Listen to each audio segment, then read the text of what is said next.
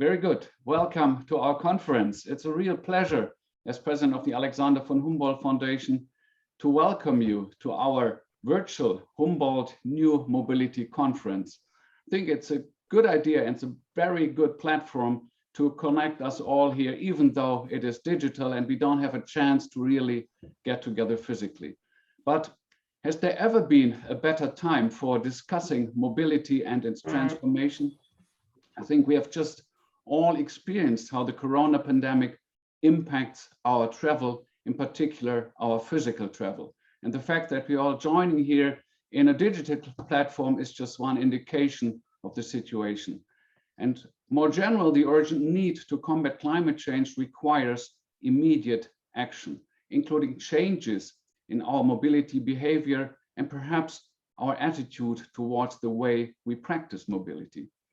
And at the same time, I think in our everyday lives, we observe that new technologies create novel forms of mobility, which in turn obviously generate novel questions.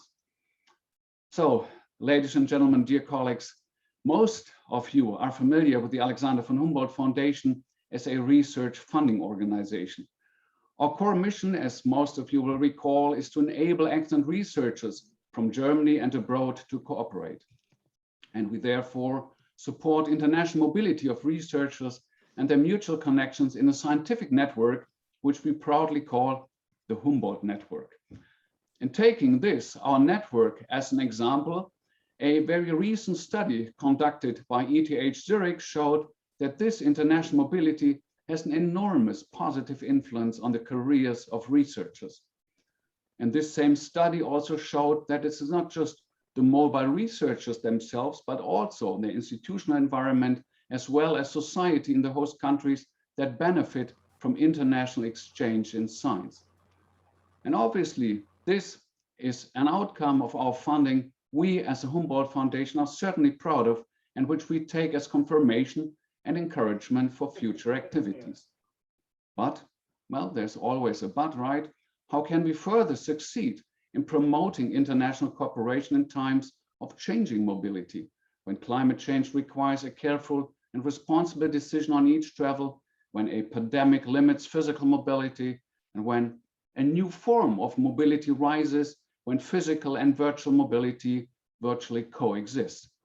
And as a research funding organization, we are also interested in learning how these changing patterns of mobility impact creativity, innovation, cognitive flexibility in science, or in one word, how this changing pattern of mobility impacts scientific freedom itself. And I'm therefore delighted that today and tomorrow on this conference, we will have the opportunity to discuss these topics with truly international experts to generate a better understanding of new concepts of mobility, and that should be one of our mission to feed these results into the societal discourse on this topic on new mobility. Well, no doubt the topic is a multifaceted one, and this is why we have decided to focus on three major aspects of new mobility. Firstly, climate change, as we all know, is certainly the challenge facing societies everywhere on this planet. And it is therefore inevitable, I guess, that we shine a light on mobility and sustainability as the two obvious antipodes and discuss if new mobility might serve as an intermediary here. Well, the challenges and opportunities, as always, are certainly diverse and non-trivial, creating many questions across nations, across disciplines, and also individuals. And it is thus of crucial importance that science tackles and analyzing these issues systematically and communicates its findings to society. And that is one topic of our first session today. Secondly, second topic, new mobility will inevitably be linked to new technologies, which in turn raise new issues, not to the least ethical issues. And given the major changes ahead, we want to use the example of autonomous driving, and we want to discuss how technical and ethical issues may converge towards societal responsibility. And I'm really very pleased that we can draw on the expertise of two world-leading researchers here who have recently been awarded an Alexander von Humboldt Professorship for Artificial Intelligence. Amy van Weinsbergen, and Angela Schalik. So thirdly, and finally, in our session tomorrow, we want to explore how novel patterns of physical and virtual mobility impact the way we conduct research internationally. What are the effects on international scientific networks, such as the Humboldt Network, not just technically, but also psychologically, emotionally, culturally? Will we be able to achieve a balance between virtual and physical mobility that will preserve or even improve access to infrastructures or to data resources? Will diversity and creativity in science suffer or benefit? Will the immediate availability and exchange of information create perhaps a new level of understanding, a new structure of epistemic knowledge? These are, I guess, just some of the urgent topics the Alexander von Humboldt Foundation would like to contribute to. They reflect our basic institutional understanding that international cooperation should be fair, should be sustainable, and should be productive, and thus should promote diversity, inclusion, and participation. And fairness and equity within the changing concept of mobility are in fact the key words of the lecture by Professor Mimi Scheller that will open our conference in a minute or so. And I'm very much personally also looking forward to it. So, dear colleagues, ladies and gentlemen, I'm really very grateful that you have taken the time to share ideas and bring in your expertise. A big thank you to everyone, particularly also to those joining in different time zones, some of whom had to probably get up at a very early hour today. Thanks for being here and thanks for being with us. Thank you also to the members of the German Bundestag and the representatives of our funding ministries. It's clear, without your support, this event would not be possible. Thank you very much. I should like also to say a warm welcome to the members of our worldwide network, including members of the International Advisory Board and the Board of Directors of the American Friends of the Humboldt Foundation, chairs of our selection committees, ambassador scientists, representatives of our worldwide alumni associations, as well, of course, not to the least, of our Humboldt Fellows. And the same warm welcome goes to all participants who are perhaps encountering the Humboldt Foundation and its network for the first time. So, dear guests, I believe, as I said, the topic of new mobility is really highly relevant, and I'm curious to learn about new ideas and emerging concepts from our discussion.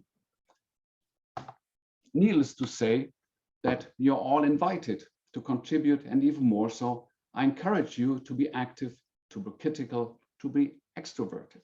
In one word, to enjoy our conference.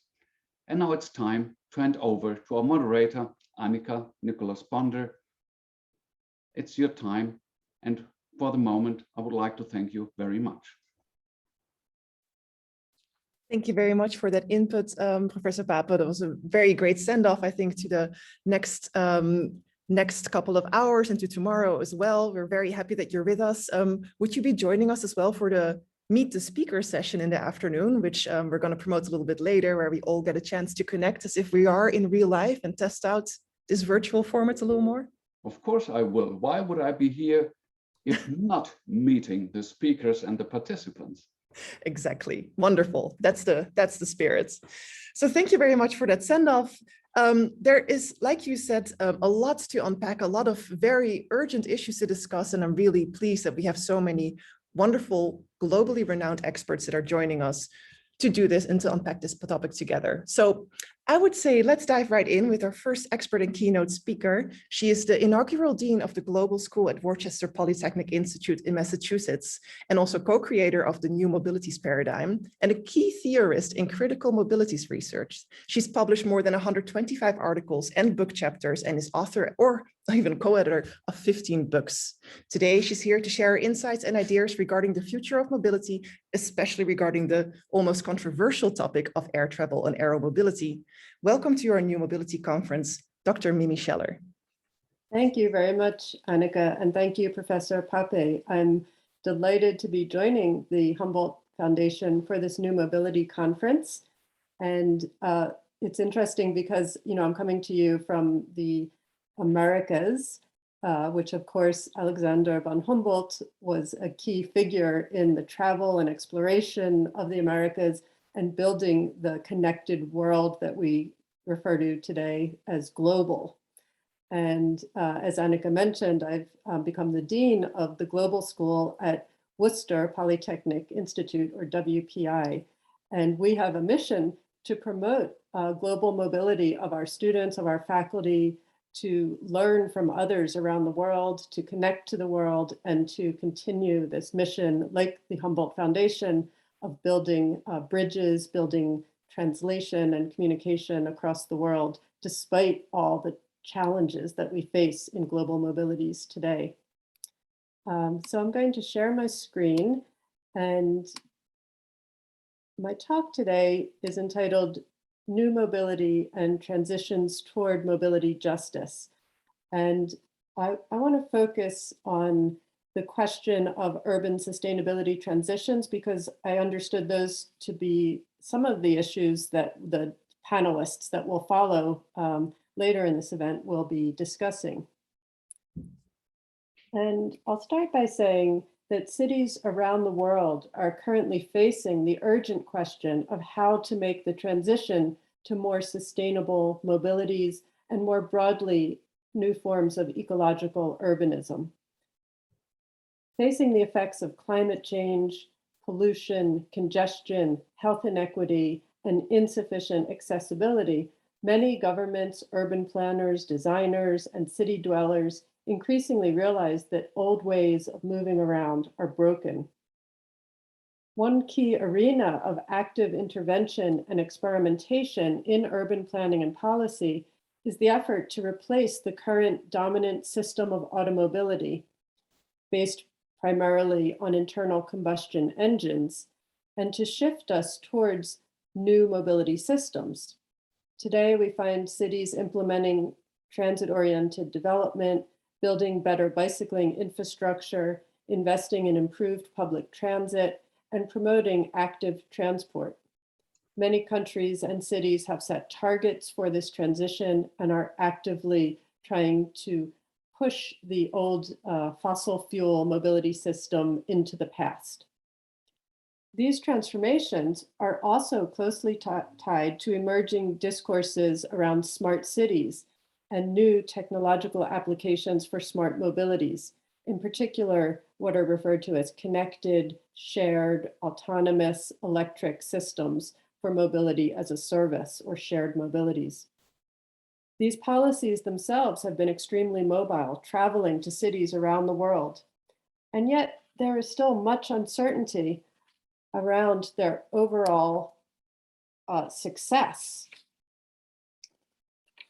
If anything, in some cases, we have seen the growth of transportation network services contributing to higher rates of vehicle miles traveled, especially in North American cities.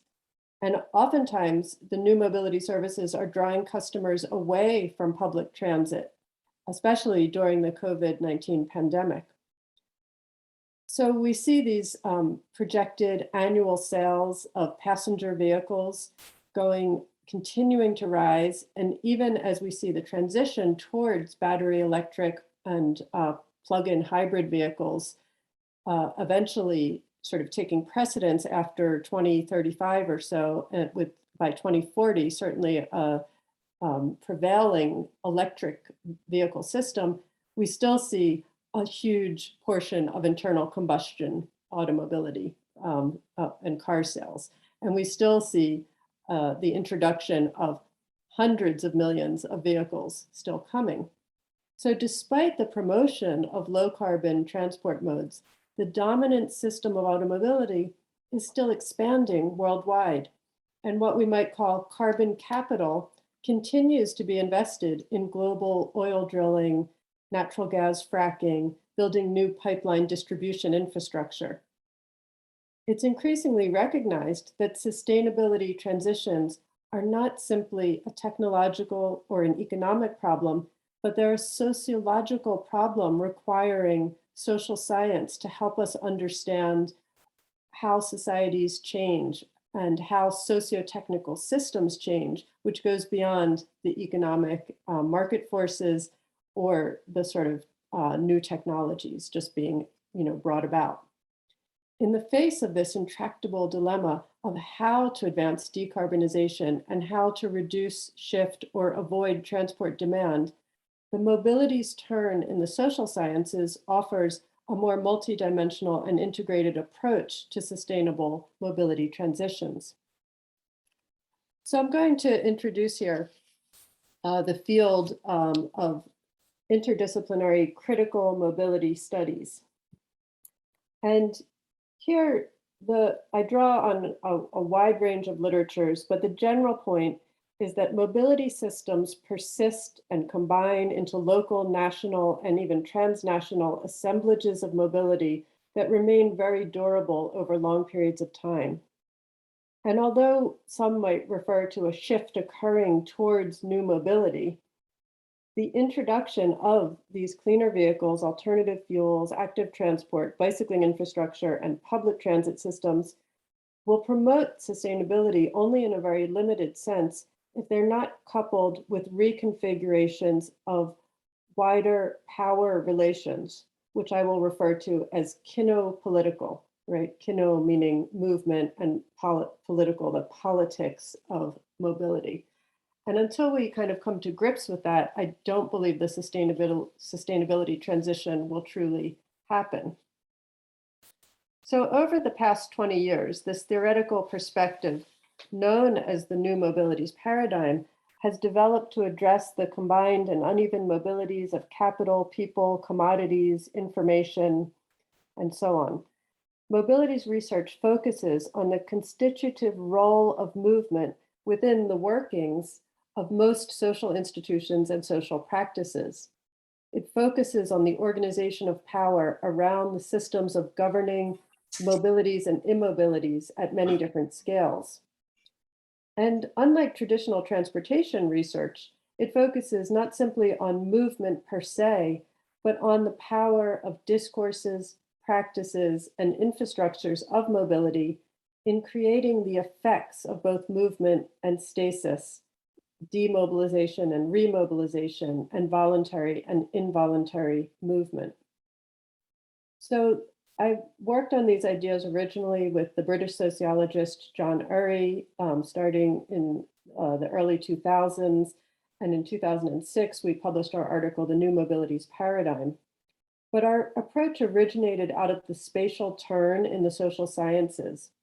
A key moment in a sociology of space came out of the reception of the French thinker Henri Lefebvre's The Production of Space, which was translated into English in 1991, although originally published in 1974, and the British geographer Doreen Massey's work on the spatial divisions of labor and all of her subsequent work on the geographies of space and spatial production. And that work was about a relational analysis of space, emphasizing that space is always under construction. And this influenced John Urry's work and my own. And we began to understand infrastructures of automobility as culturally shaped assemblages of ongoing relations between actors, actions, and meanings that are influenced by powerful mobility regimes that govern who and what can move and who and what can stay put, under what conditions and with what meanings. So we described the dominant system of automobility, looking at cars as a quintessential manufactured object, as a major item of individual consumption, as an extraordinarily powerful machinic complex, as the predominant global form of private mobility, as the dominant culture that sustains major discourses of what constitutes the good life, and as the single most important cause of environmental resource use. This multi-layered idea of the complex system of automobility helps us think about a far wider terrain of potential transformation to get beyond automobility and towards new mobilities. The mobilities turn calls for ways of comprehending the political and power dimensions of mobilities and infrastructural landscapes. So in my own work, I began to really focus this on this question of mobility justice, bringing in mobility justice to the conversation. And mobility justice refers to the uneven capabilities for motility, meaning potential movement, that underwrite differential mobility regimes and uneven accessibility.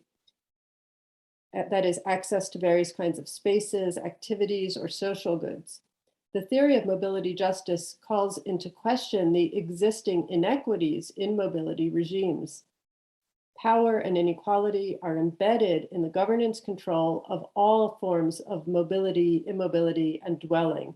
And I put it in parentheses like that to emphasize that mobility and immobility are always relational. They're always tied together. Immobilities and mobilities are not just the result of existing social inequalities, moreover, but are productive of them, right?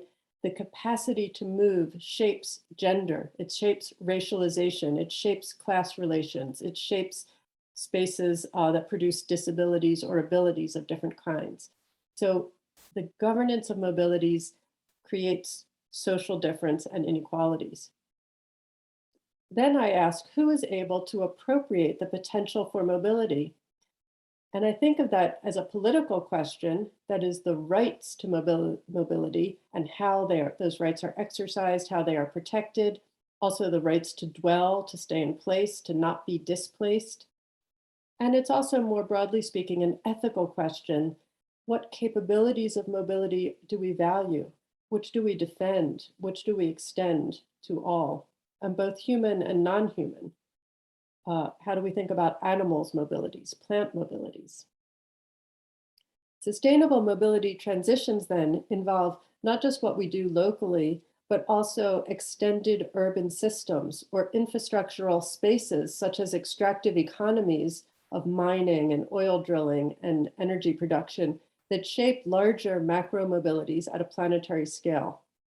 So as soon as we begin to think about new mobilities or mobility transitions, I want us to be thinking across these different scales and these different political and power relations, which I call Kino Politics. So to summarize, mobility and immobility are relational, dynamic constellations of multiple scales, practices, and meanings. And by that, I mean that scale is a social construction and movement is that which makes and remakes space-time and entangles different scales. Practices are the ways in which social relations are assembled, stabilized, moved, involving both human and non-human elements. And meanings are the ways in which we make sense of and tell stories about the particular space-time contexts that we inhabit and transform through our ongoing lived mobilities and immobilities. And I borrow that three-part structure from the work of Tim Cresswell. So thinking across scales and systems, mobility and justice involves bodies, embodied relations. It involves transport systems and urban space, such as streets, infrastructure spaces. It also involves transnational mobility, that is the movement of migrants, of tourists, of various kinds of travel across borders. And it involves the logistics of the global circulation of metals, of minerals, of energy, and so on. Now, I won't be able to go into all of these dimensions in this short conversation today, but I wanted to give that overview of the theory of mobility justice. And for now, I just want to emphasize that mobilities are complex. And I reference here a book that I co-edited with Ole B. Jensen and Sven Kesselring called Mobilities and Complexities. It is crucial to think about sustainable mobility policies, not just at the local or urban scale, but also at the transnational and planetary scale.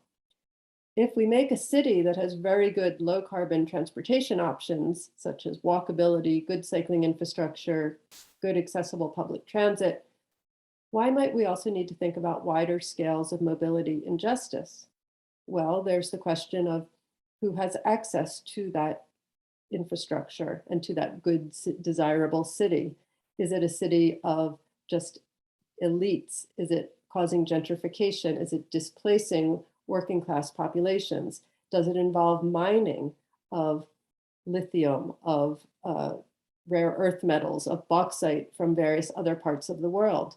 So we can't just close off the good mobile city and not think about its connections elsewhere.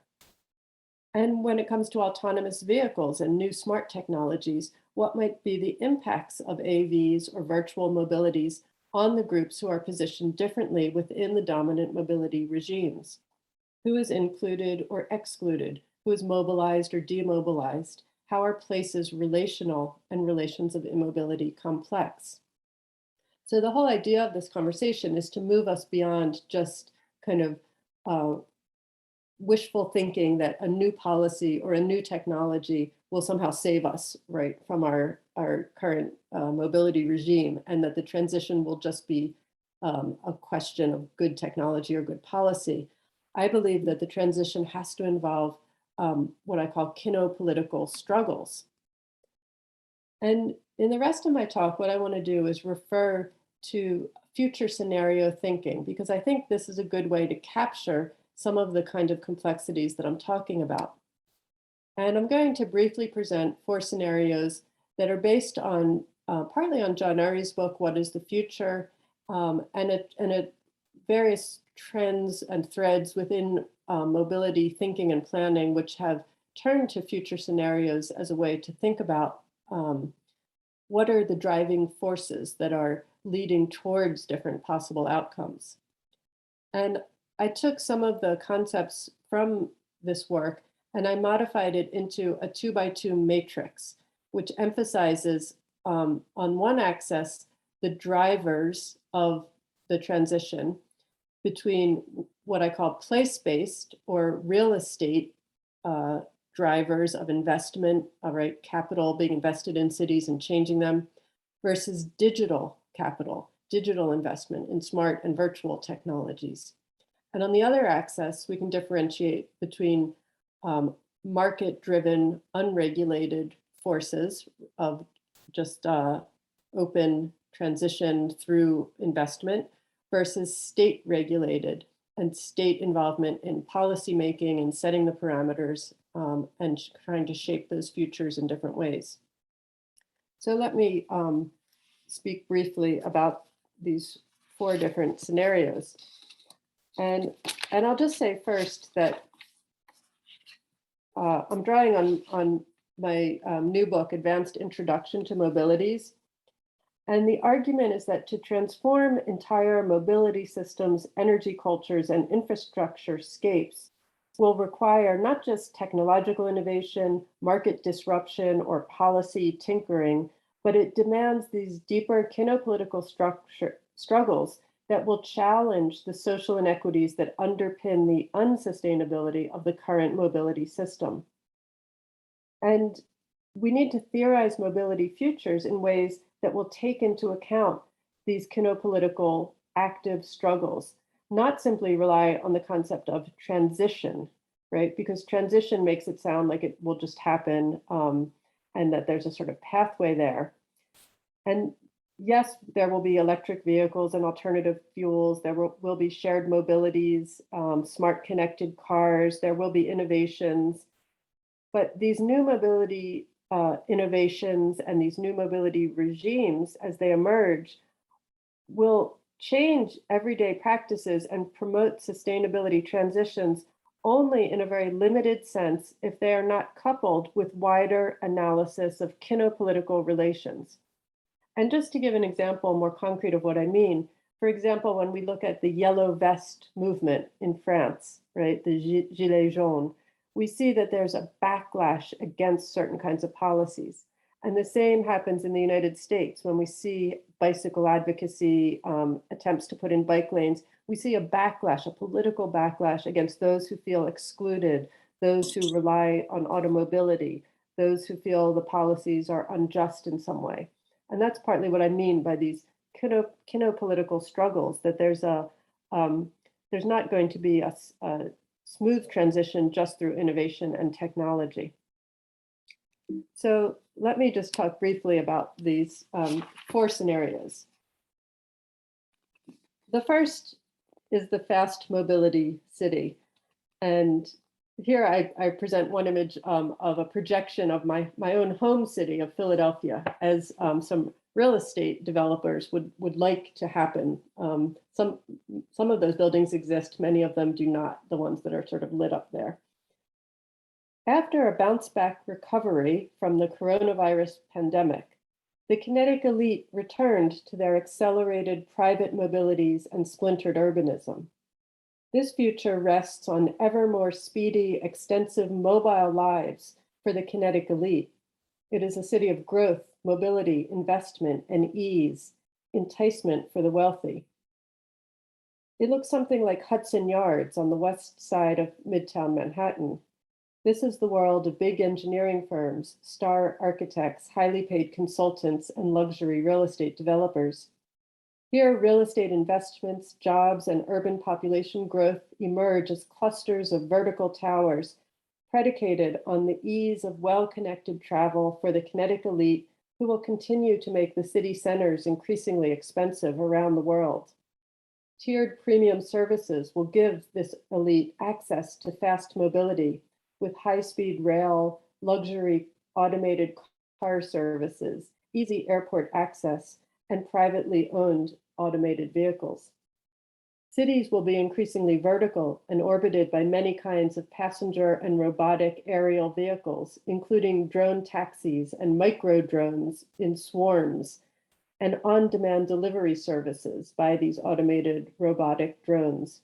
Space scrapers will emerge first as super tall skyscrapers and then possibly reaching the outer edge of Earth's atmosphere.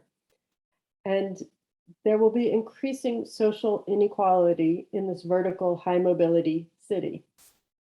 There will be growth in private jet air travel, multi-local work and residences in second and third homes. There will be rural and tourist areas that have become places to play, oriented towards these remote homeowners who vacation there. Temporary migrants will have to perform much of the labor during peak seasons while living in inadequate temporary housing and unable to access health and educational services.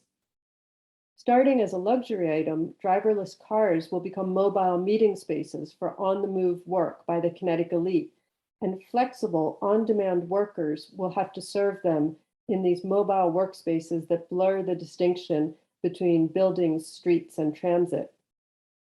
In contrast to the projections of AVs, automated vehicles, solving our congestion and pollution problems, AV usage could lead instead to more vehicle miles traveled, more ex-urban sprawl, declining transit use, privacy violations, and increased inequity.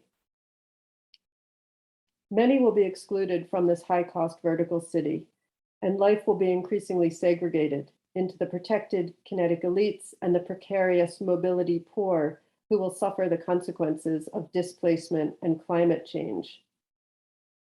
So the poor, the urban service workers, and the migrant laborers will be increasingly exposed to extreme heat, flooding, and food insecurity in the fast mobility city.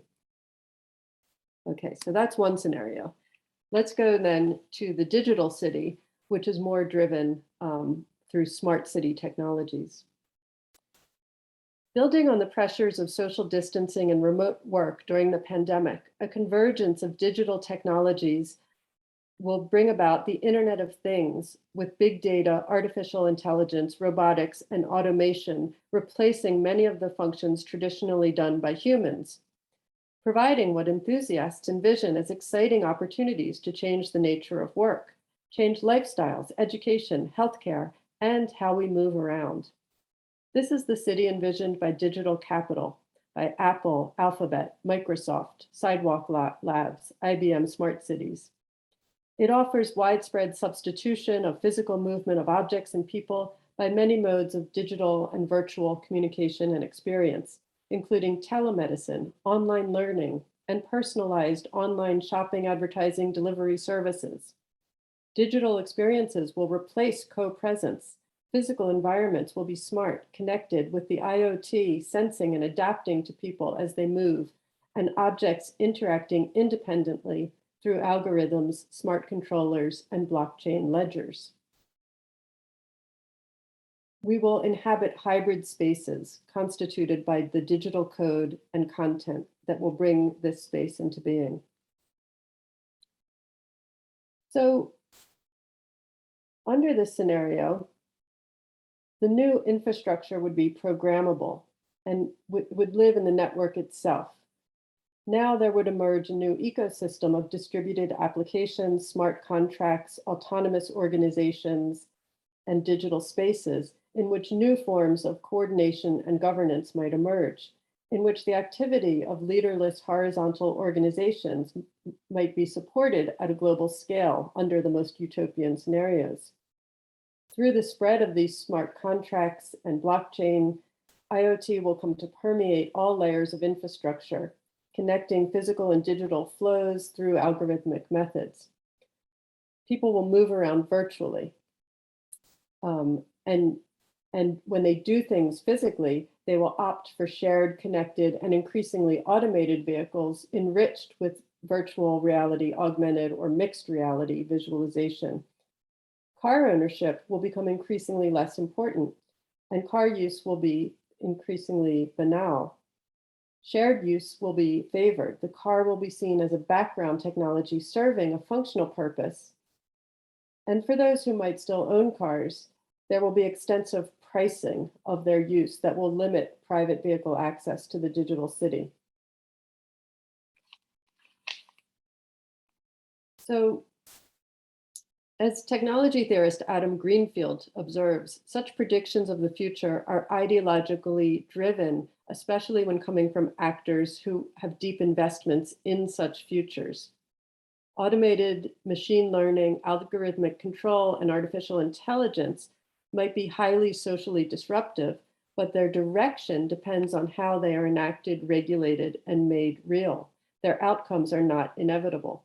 So we need to pay attention to the ways in which companies are bringing about this kind of world, and this, what could be seen as the ongoing colonization of everyday life by information technologies, may lead to new forms of transmobility, but they will not necessarily lead to sustainable or equitable outcomes. Let me then move to the third scenario. Amy, if I may, real quick, thank you so much for this really interesting insights, also these different scenarios. I'm very curious to think which one we're heading to from your perspective. If you could come to a conclusion in the next couple of minutes, and we still have a little bit of time for questions and answers, that would be wonderful.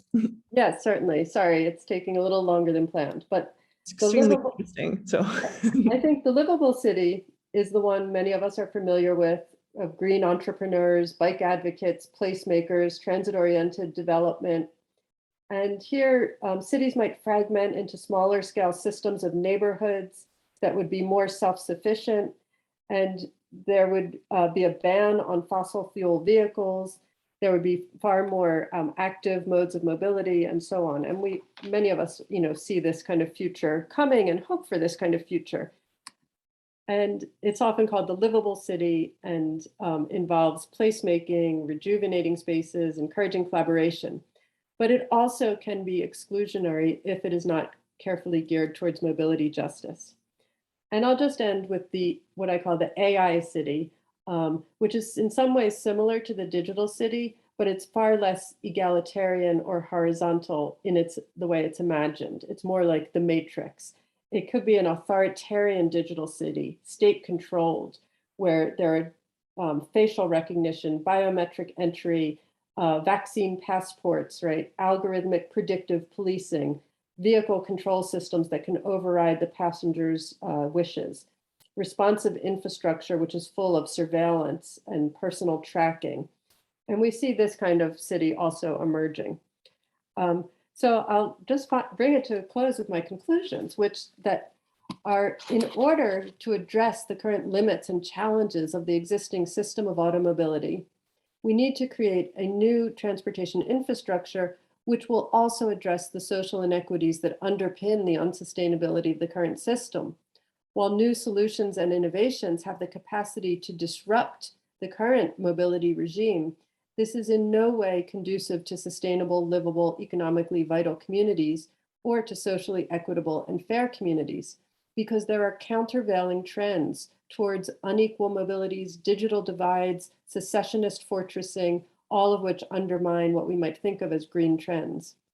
We therefore need a dual transition towards environmentally sustainable mobility with greater mobility justice to ensure that future mobility transitions will not entrench and reproduce even greater social inequities, exclusions, and the externalization of harms on other places. Regional and urban planning process must reject technological determinism, market inevitability, and try to bring stakeholders together to ensure deliberative and procedural justice, communication across communities, and building more equitable new mobility futures through what I call mobile commoning. And thank you. I will stop right there, and I hope we have some time for discussion.